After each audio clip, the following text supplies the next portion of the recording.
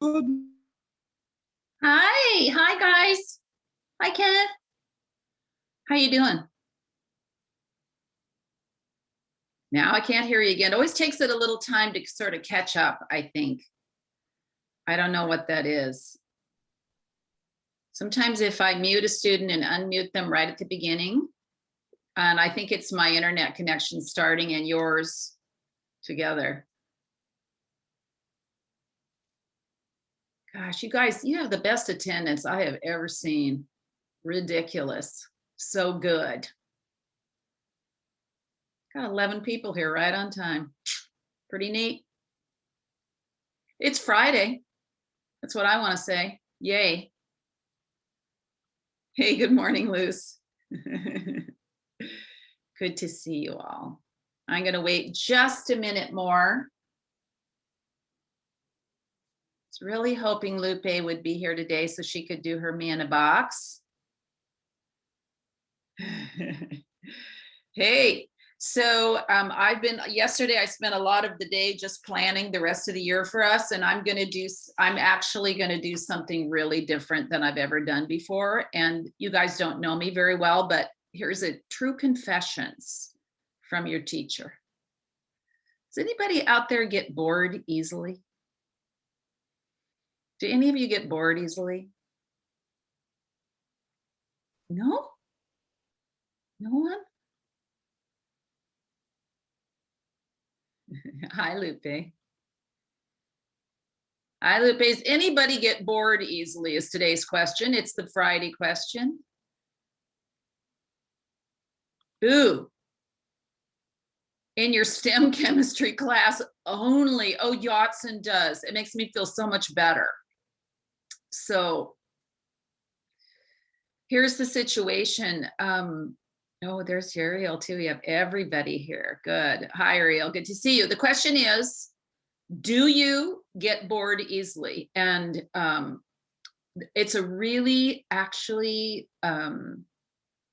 interesting question about humans. And there's a lot of debate about what causes boredom, blah, blah, blah. We could talk about that. But in my family, I'm the one who gets bored the most easily. I think that's why I chose to work in a trauma hospital for so long, was that I like something to be happening all the time. And here's the dark side. I don't enjoy doing things the same way twice or 3 times or 100 times. Now, there's nothing good or bad about that. My husband is an engineer, and he enjoys doing things exactly the same way because then it's predictable. He knows what's going to happen. So what I want to say about that, it doesn't matter which side you fall down on. They both have advantages, but this is just to excuse myself for completely messing with our curriculum. So normally on a normal year, we would start with language of medicine, and then we would do a short unit on cells and organization. That's actually what we are going to do. And then I would teach bones, and then muscles, and then the heart, and then the lungs, and then neurology at the end, if I have time. And I don't know whether we will this year, but here's my deal. I think we are coming back to school April 19th, and I have really cool in-class labs that we can do for bones and for muscles. And so I'm going to move bones and muscles to April.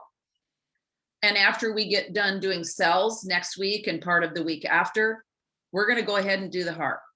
It's my favorite subject anyway. So what is the main organ for your endocrine system? Ooh, there isn't a main organ for the endocrine system. Great question. You have lots of them. Your adrenal glands, your thyroid, in women, their ovaries, your pituitary gland is what directs it all in your head. Hey, Luz. So we probably won't get to endocrine. And here's what the endocrine is the most complicated, and Dr. Ram teaches it. I don't know why you're in the waiting room, Uriel. Okay. But anyway, so I'm messing up the schedule. That's what I want to say. So what are we doing today? Let me share our screen.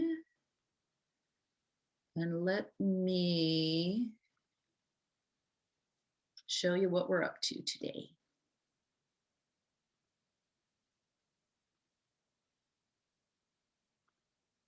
Okay.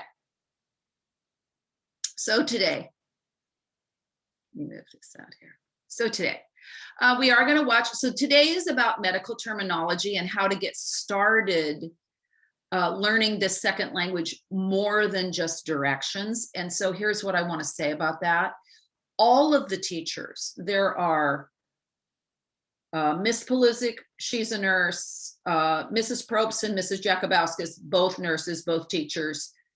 Mrs. Jacobs, your teacher for Health Careers 1, she has a master's in public health. Dr. Romanek and Mr. Bea, who is a math and biology teacher and also was pre-med at Oregon State. We all teach medical terminology, every class that you will take, we will teach med terms. Why? Well, it's ginormous. It's like saying, I want to learn to speak Zambian or Swahili. It will take you a long time, and it's also an excellent way to not be bored. So that's what we're going to start today. So we are going to watch a video. We are, because it's just a really kind of good summary.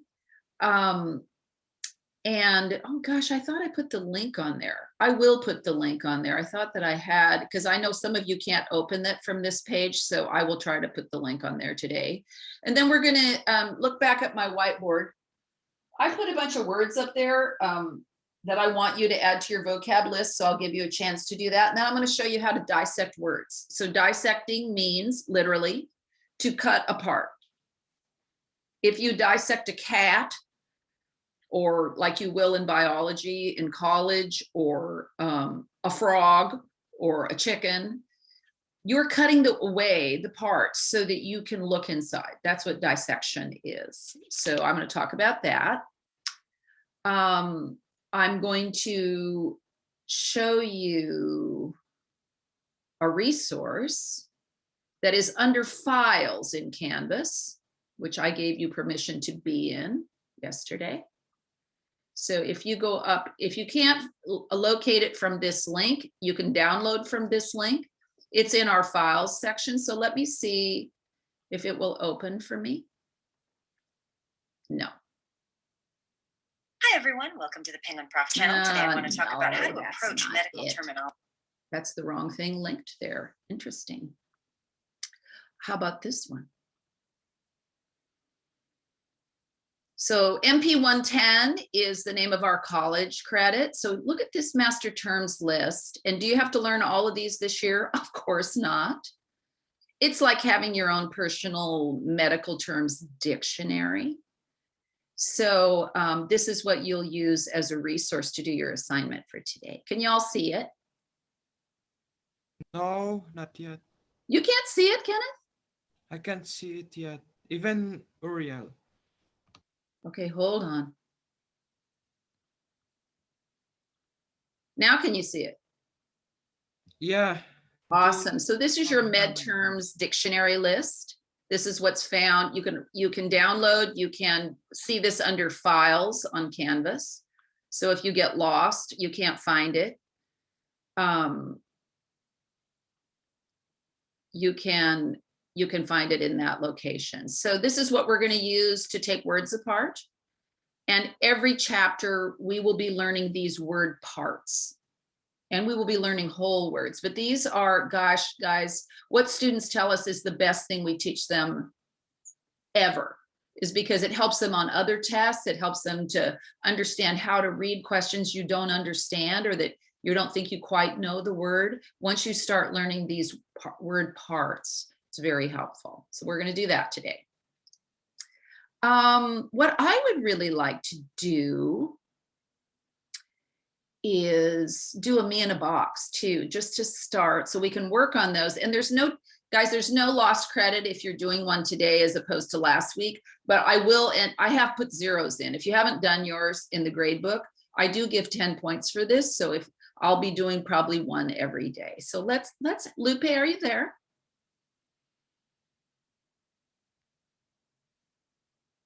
Where is she? I will talk to her and see if I can get her to talk to us. Lupe, Yeah. hey, let's do Hi. you me in a box. Okay. Can you see it now? Yes.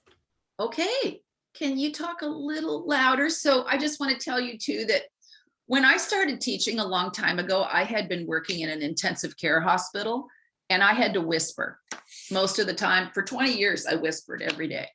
And then I came to school and students were like, we can't hear you, Miss Ellis. Can you imagine me being quiet?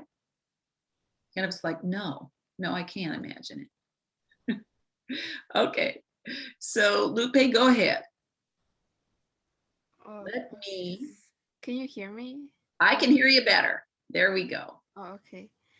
So, hi everyone. My name is Guadalupe Tellez Hernandez, but since my name is really long, you can call me Lupe. Okay. Okay. So on mine, I did put a picture, but I don't know if it shows. I But don't see the picture. it was on the first slide. Hmm. No, it's not there. I don't have it. Do you? I don't know. No, we don't have it. So we'll just have to do your words. Oh, okay.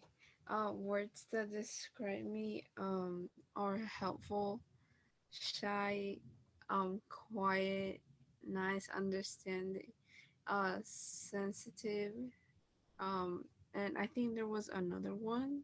Okay. There it is. Wow. Trustworthy. Wow. So I'm loving all of those. So Lupe, do you have a particular reason that you took this class? Well, I try to get into health careers, but since like right now I'm like so undecided on what I actually want to do. Yeah.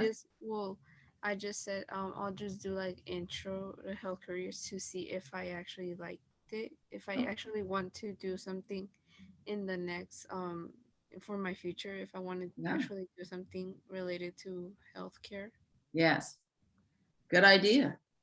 So I think the other thing I want to say to the rest of you is that who do I think over the years we help the most in terms of students?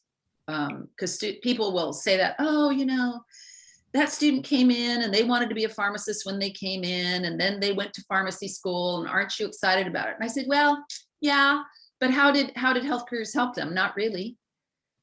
The people that we help the most are people that don't know.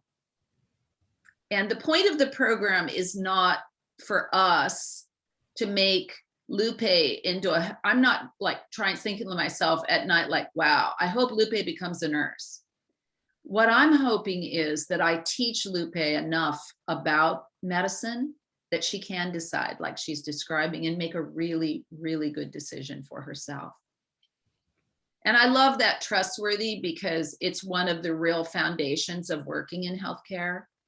Is in my hospital, we used to have a saying called 90 seconds to trust, meaning that when a patient is sick, you have about the first 90 seconds to help them trust you. That's a really interesting topic. And I love seeing it on your words. Okay. Gosh, all of that looks great.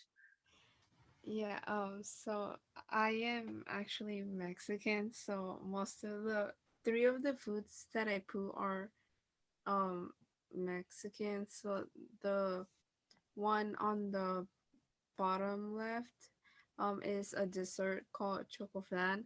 And my dad makes it and I help him do it. So there was this one time where I think you said that you guys made like potluck. So yes, get to actually go back to school and we do one, I'll bring one. You know, that is one of my favorite things that we do. And I think we might be able to do it at the very end of the year. And I've already asked our principal about it. And she goes, oh, I don't know, having students eat in the classroom. And I said, we'll use paper plates. We'll use plastic silverware. We'll stand 10 feet from each other because it's so much fun.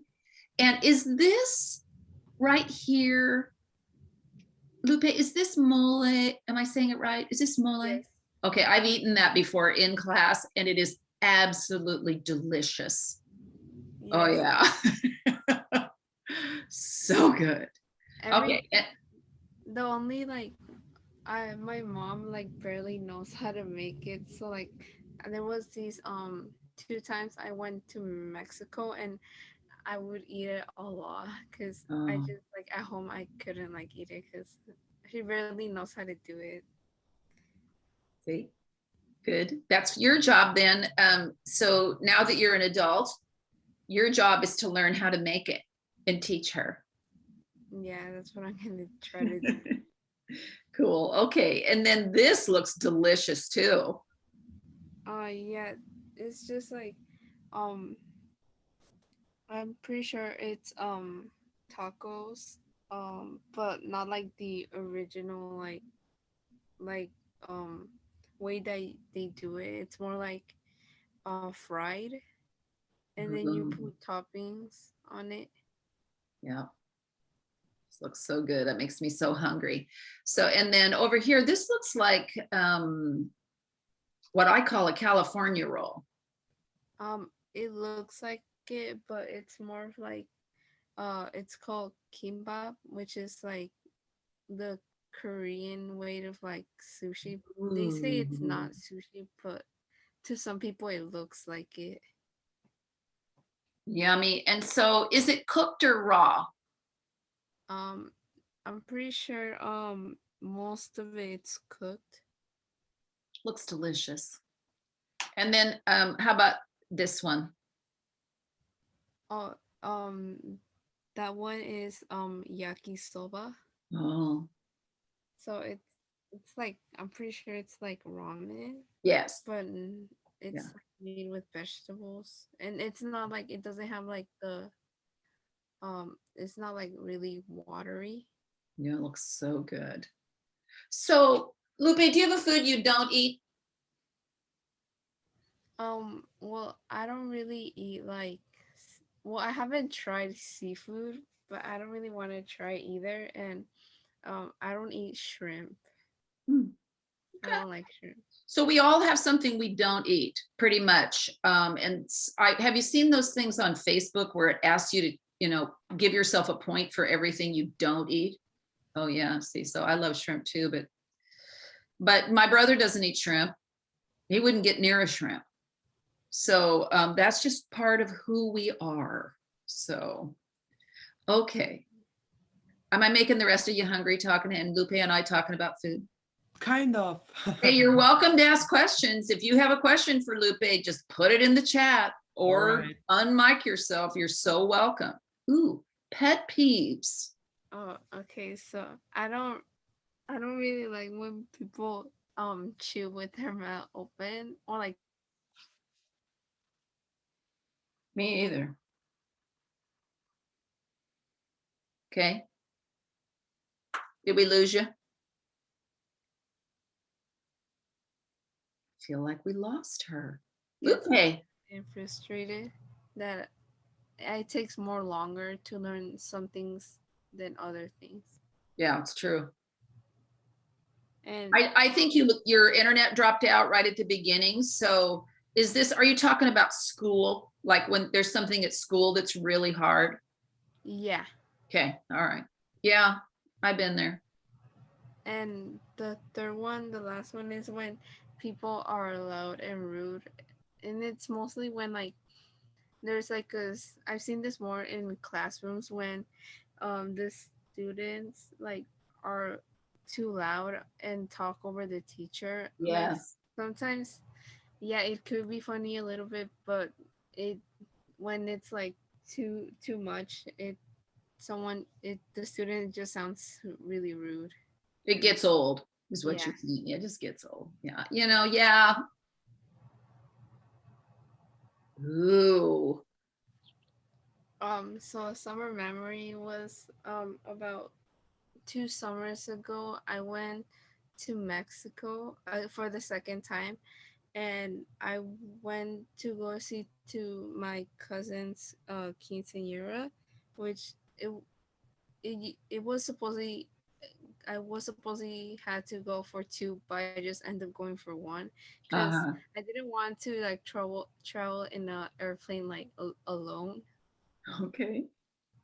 So And I'm sorry, but is this Mexico City I'm looking at? no, it's Puebla, which is next to Mexico City. Yeah. Oh gosh. There you go, Puebla. And I got to see also my dad's side of um my dad's side of the family. Hmm. Um it it was in like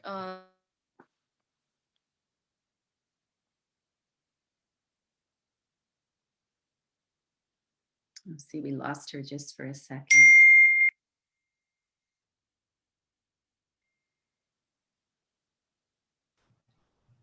and yeah.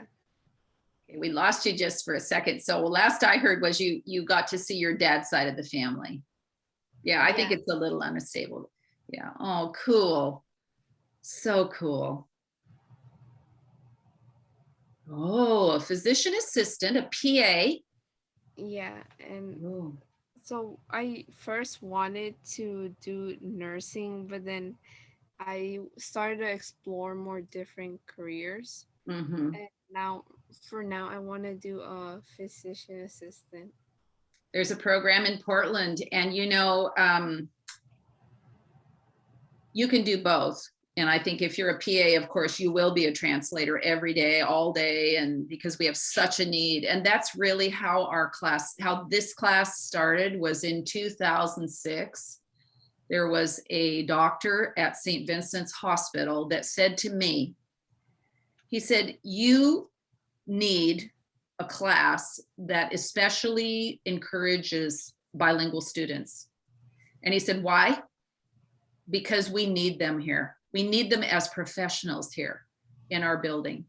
And so those are awesome career interests. And I know Miss Jacobs has a couple of PAs that speak in her class. And then if you came to us as a senior, we'll put you in a clinic with a PA. So St. Vincent's East Pavilion, is that what you're asking, Kenneth? Yeah.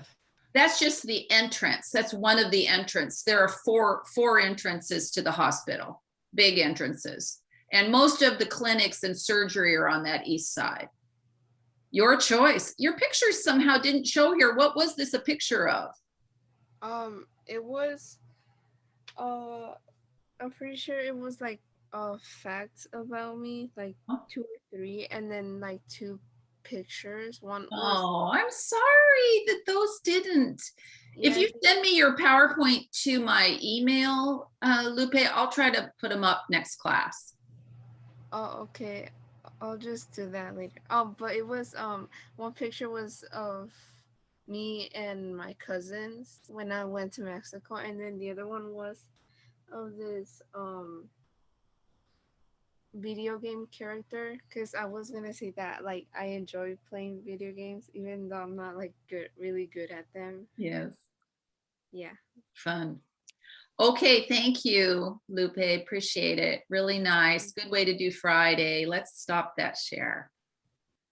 Okay, let us see. Let me find my movie that I really do want to show you. So guys, this is a 12-minute video that's an overview of medical terminology. And here's what I want you to really listen to. This takes months to really get, and it'll be very much like learning your third language. So I often tell people at the hospital, my bilingual students actually speak 3 languages or sometimes 4 because they also have medical terminology added, and all of us are learning. So we're going to talk about just the basics today. This will give us kind of an overview. Let me just see what happened to my Zoom. Here I am. We have a lot of internet issues today.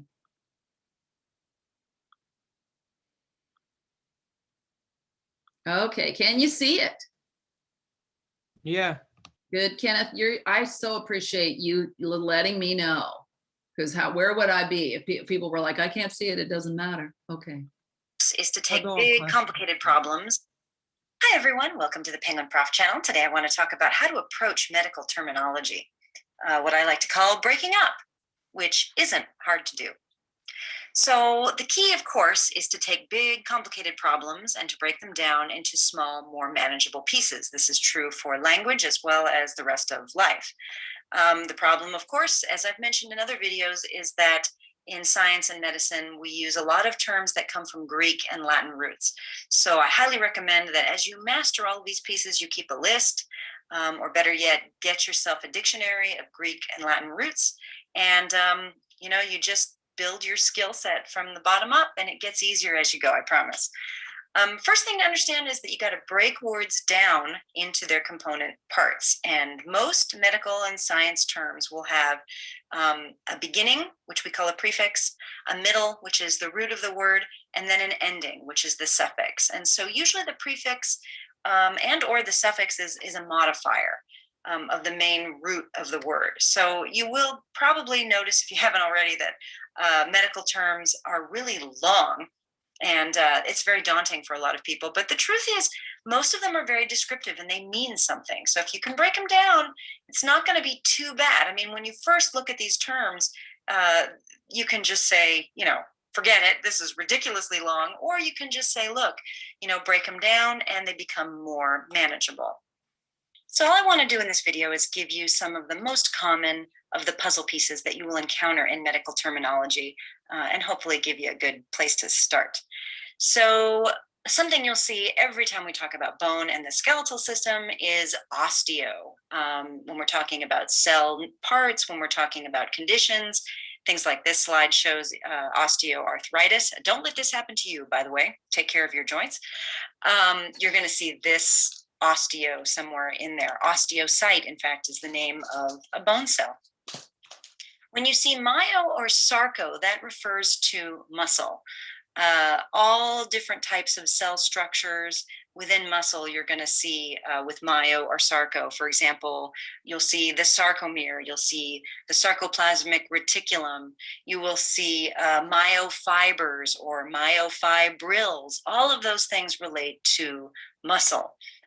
Muscle has a lot of really specialized structures, and almost all of them you're going to see with myo or sarco, usually in the prefix.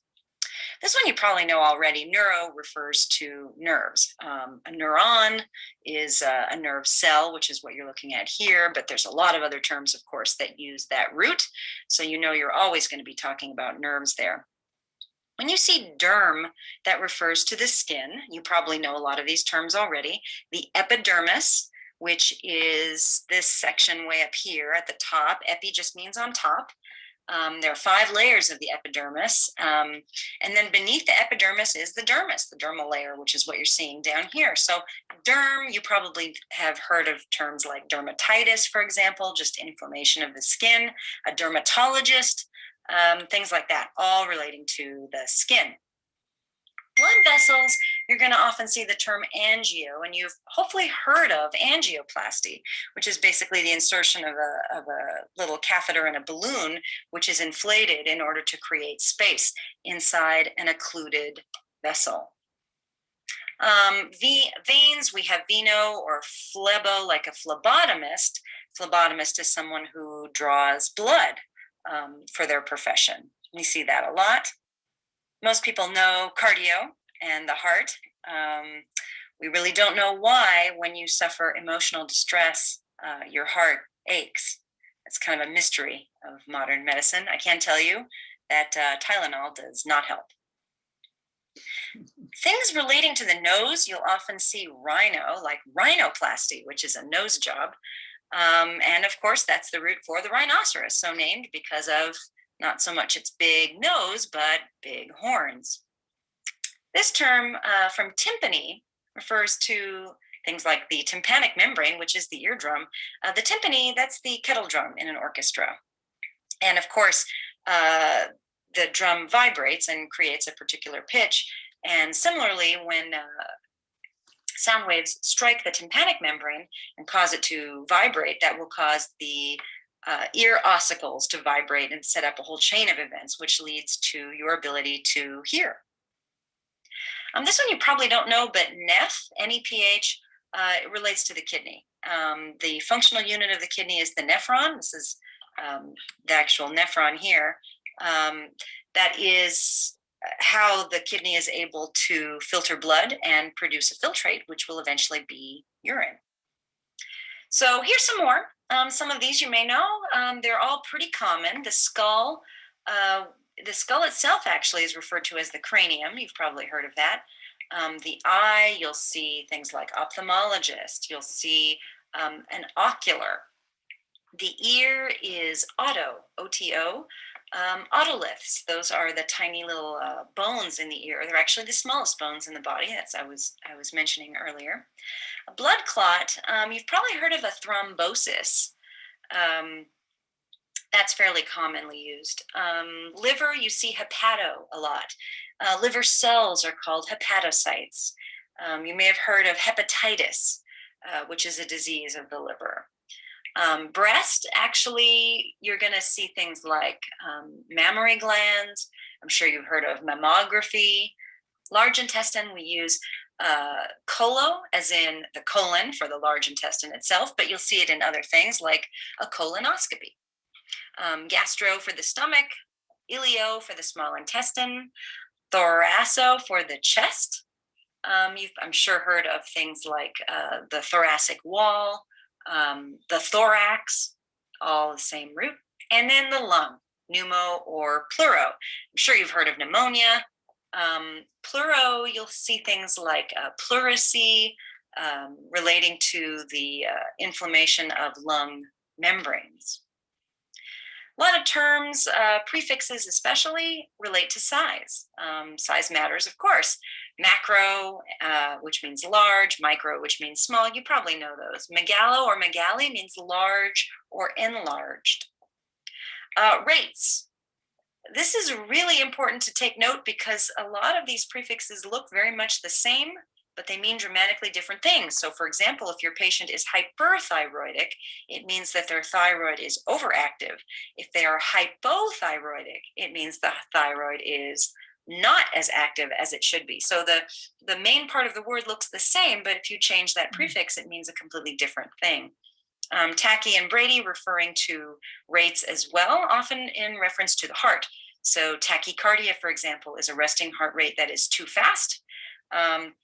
Bradycardia, resting heart rate that is slow.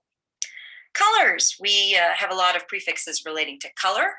Chlorophyll, for example, like in plants, is green. Leuc is white. You see that in leukocytes.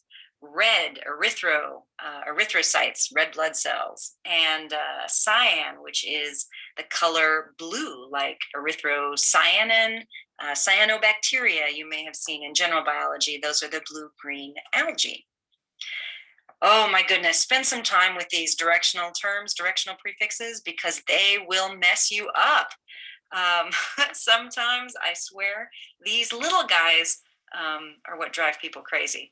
Look at this, for example. So endo or intra both mean within, but look at this difference. Intra versus inter, which means between. So for example, I would say intracellular, and that means within a single cell, right? But what if I say intercellular? So that means between cells. It sounds like a very small difference, but it means a dramatically different idea. So most people would think about perhaps intercourse. Yeah, that's a good one, which is between people. There is no such thing as intracourse, as far as I know. Extra refers to outside. You certainly know things like extraterrestrial. Peri means around. So when we talk about something that is around a structure, peritoneum, for example, that is fairly commonly used to mean around something. It could be a cell, it could be a whole sheet of tissue, it could be around an organ. The pericardium, for example, is a membrane surrounding the entire heart. And then trans, that means across. So this could be something like a protein that actually goes across a cell membrane, a transmembrane protein, or you could be using it to discuss an actual process. You're going to see that as well. But these are little guys that really make a big difference.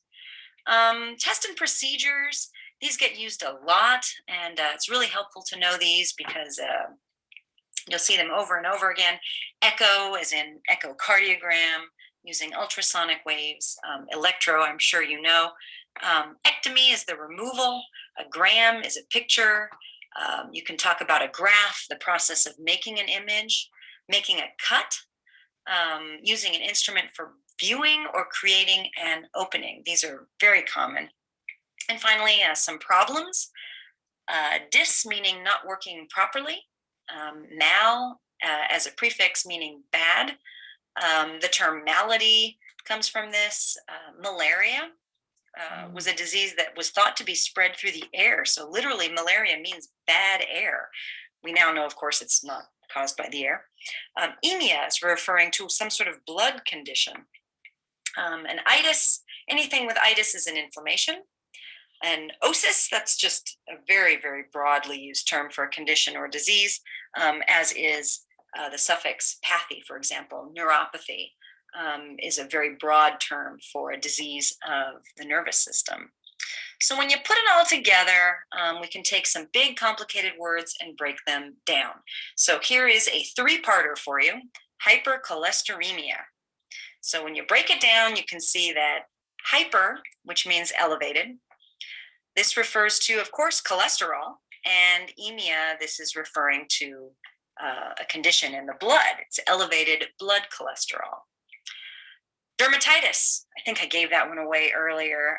Derm referring to the skin, and that itis is the inflammation, so that's just an inflammation of the skin. A colostomy referring to the colon, and then an actual opening in the colon. So some things for you guys to try on your own. There's plenty of fun things to look at. I think that you'll find that if you just kind of get over the initial panic of, wow, these words are long and foreign, you just got to keep going, keep reading, keep exposing yourself to them. And trust me, it gets easier. As always, I want to thank you for visiting the Penguin Prof channel. Please comment, rate, and subscribe. Join us on the Facebook page and follow on Twitter. Good luck. Okay, so yes, that's really big. And do I think you need to know all of that? No. Do I think you need to see it because that is medical terminology and she's a nursing student? So we're going to start 10 words at a time, 10 parts at a time. And let me just show you your assignment before I put on my webcam.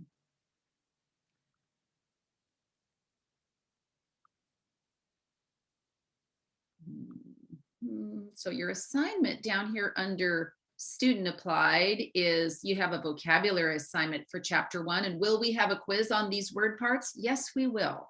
Probably the end of next week, maybe the beginning of the following week, but they will always look like this. If I can get it to open for you, yes. And your job is simply to use that midterms list and write in. And so those of you that have been handwriting, you can create a text box over here and you can write, you can type onto this. I don't care if you use your handwriting, it's fine, but just know you've got, you know, an eraser, you've got a highlighter over here, you got all kinds of things you can do in Kami. And then on your screen, you'll have a submit button up here. A couple of people struggled a little bit with how do I get rid of this thing once I do it and give it to Miss Ellis. And so what that does for me is that puts all my assignments in the same place where I can grade them. So this is due next Monday at 4 p.m. Please be aware also that I am not done grading. I know a couple people asked me about errors on the test. I haven't re-looked at it. I was busy planning the next 2 weeks, but I will do that. I have not forgotten. So questions about this for Monday. I'm going to give you some practice here in a second. Ooh, what causes colon cancer? Good question.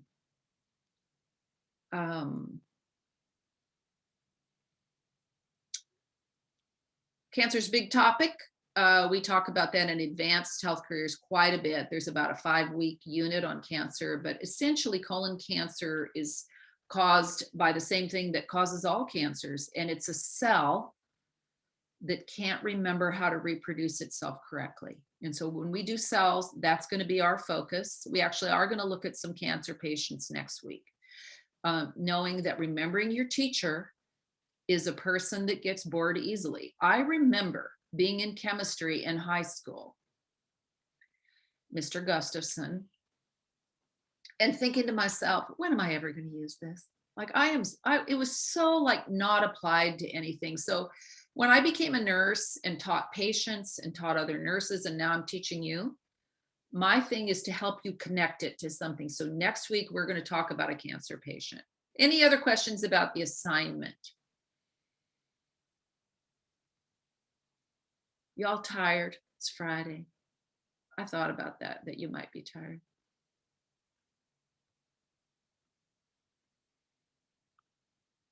You're not tired, but Kenneth, you're high energy. I still enjoy this class. You told me you were high energy, so I believe you. Okay, so what do you need in front of you right now? You need that midterms list open, that big like dictionary list, and I'm going to put you on my webcam, and we're going to just talk for a minute about how to do this. Okay. Let's turn my light on. Okay. Cool. I'm going to try to put my chat line up here so I can see you. I'm going to put it over here so I'm not blocking my screen. Guys, new list. So assessments on there, that should go on your vocabulary list. And then I actually went ahead and did something I think is so useful. I word dissected anatomy and physiology. And then we're going to dissect these words and they can go on your list. We're going to take those words apart. So what does it literally mean to dissect something? I'm going to dissect the word dissect. So here we go. Can you see it? Yes. Okay, awesome. So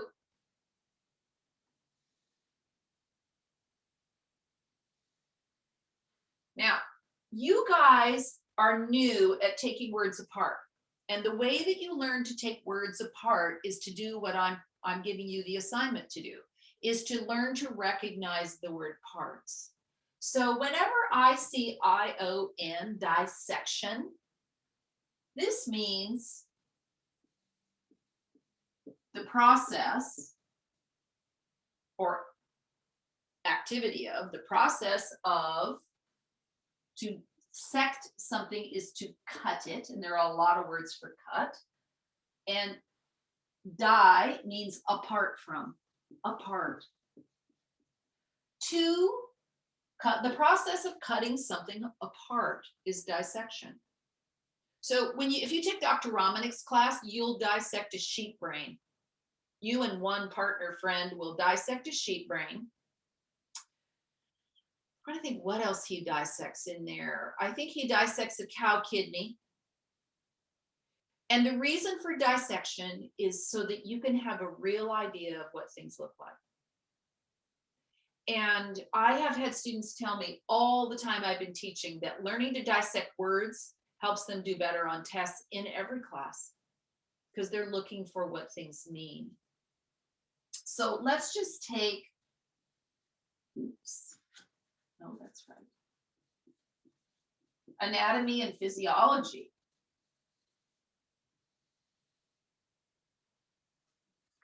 What does ology? So sometimes there's a little connecting vowel, but ology or logy means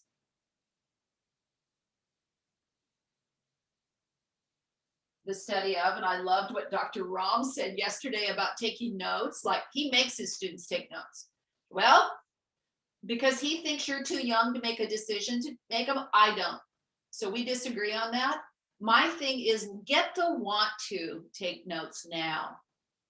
Because when you go to college, no one's gonna answer that question. They wouldn't even respond to it. They would be like, that's your job. You decide to take notes or not. You own it. Because it's part of determination. So they may be a few times this year. I think it's really good to do this with me. But can I force you? You're not even in front of me. No.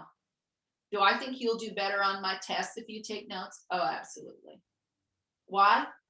Just because writing helps your brain hold on to it. Really, that's their physiologic and neurologic reason. Okay. Physio, anybody know? I think physical. I'm not sure. Physical? Physio means function. Or how does it work?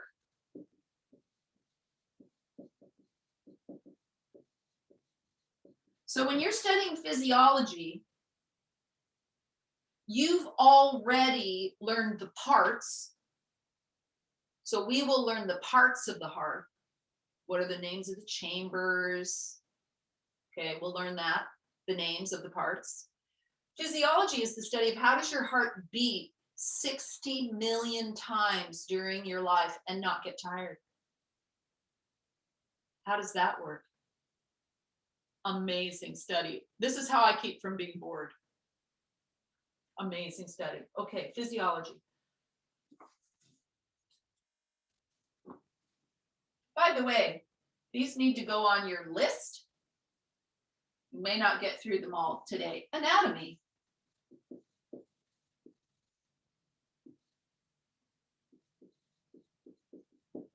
Also cutting away. You're cutting away. And why is it named that? Because in 400 BC, when people like Aristotle were studying science, how did they learn anatomy? They cut apart dead people. That's how they did it, to cut away. So, and we still do that in cadaver labs. If you are with Miss Jacobs next year, you'll go to a cadaver lab at a university and you'll have an assignment, and there will be a cadaver, a preserved human body for you to look at. This is part of our science. Okay, is it weird? Yes. For the first 20 minutes, it's weird. And then it's the most fascinating thing you've ever done. I felt like, who gets to do this? Like, I saw the human heart open. Like, I got to look inside the chambers, look at all the valves, see how, oh my gosh, it was amazing. And Miss Jacobs is an amazing teacher. So you'll enjoy learning about the parts. Literally means cutting away. Okay, now I'm gonna let you do one. You should have your list. This is a great time to show that you're here. Did this. This is my list making behavior.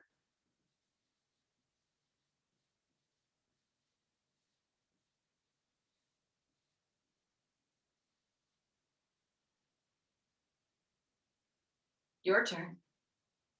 So you can put it in the chat what macro means and what site means.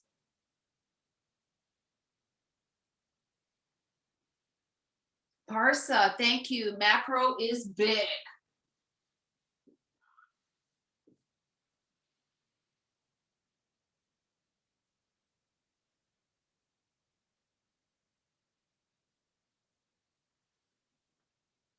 Yeah. So we'll just say, I love it, Kenneth. We'll just say that sites are cell. So macrocytes are big cells, and that's what they're named. And do you know what they do?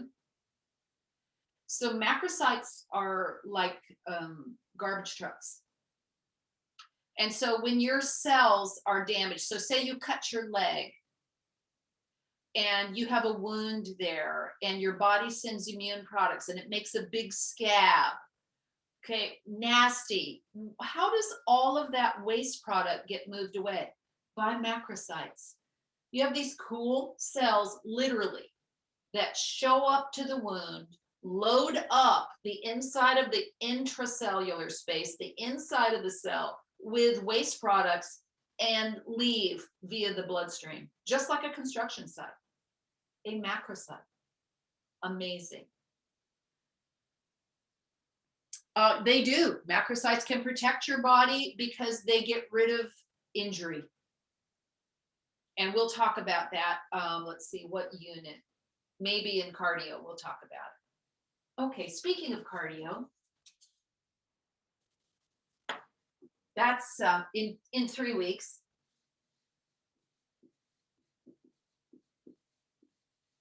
In the chat, from your list, we already know this is the study of, you probably don't need it.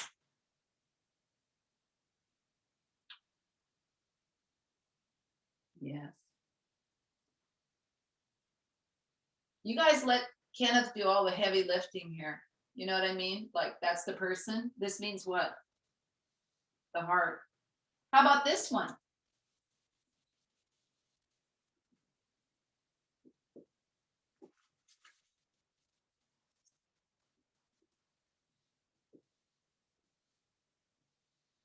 Carditis. Carditis. The patient is admitted to the hospital with carditis.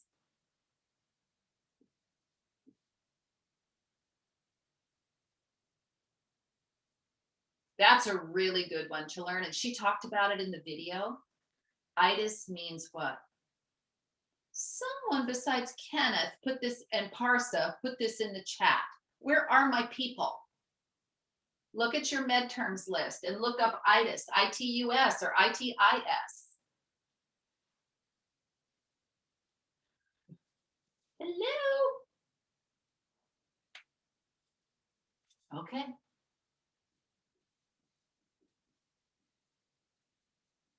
Inflammation, or in some cases, swelling. So because when you have inflammation in your body, like a mosquito bite, it's accompanied by swelling usually, and there's a reason for that. Okay. So let's do one more of our list.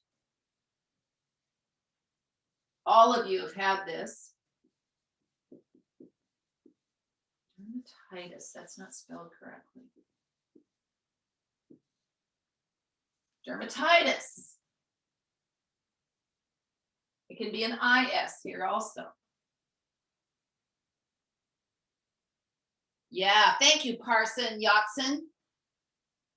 Oh, it won't load those pages anymore. You can do it under files, Yatsen, and that might be the problem. So I would encourage you to go to files and download it onto someplace else besides your page so that you can have it.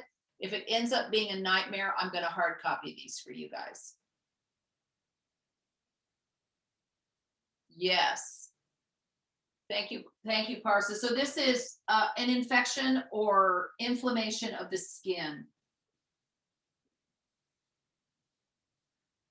Would you guys like me to send that med terms list to your emails on Synergy, or I can do that too? That might be helpful. So your job is also to add these last two, lacrimal and orthodontics, to your assignment for Monday. And you take those words apart. So that'll mean you have word parts to do, and then you have some word dissection to do. Okay, questions about this is a big start to our vocabulary. You're going to see me dissecting words the entire time I'm teaching you this spring. Little at a time. This is a big dump today. You know, I recognize a lot of words, big video. She went through 100 things. Great. We're not worrying about, I just want you to see, I'm a teacher that likes you to see the big picture, and then we'll come back and start on the journey and take a few steps at a time. Make sense? Okay, what time is it? I don't even know. Okay, let me unplug here. Okay. Yatsen, I am going to try to send that document to all of your emails. I will do that. So I'll do that probably not till this afternoon because I have another class to teach, but I will send it off so that you can get your assignment done on Monday. Okay. Questions? Would you, let me ask this question, would you like to have some time to work on that? If I see if I can send that to you right now. No questions. Okay. I'm gonna let you guys have work time. I will leave my class open until 9:40. And right now I'm gonna try to send that document to you. Okay. Bye. Okay. Bye, guys. See you Monday.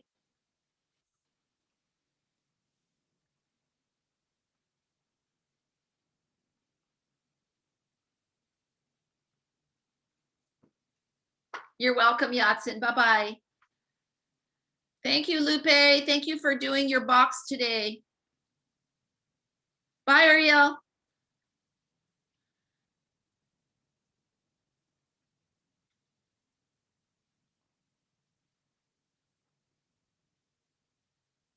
Bye, Cindy.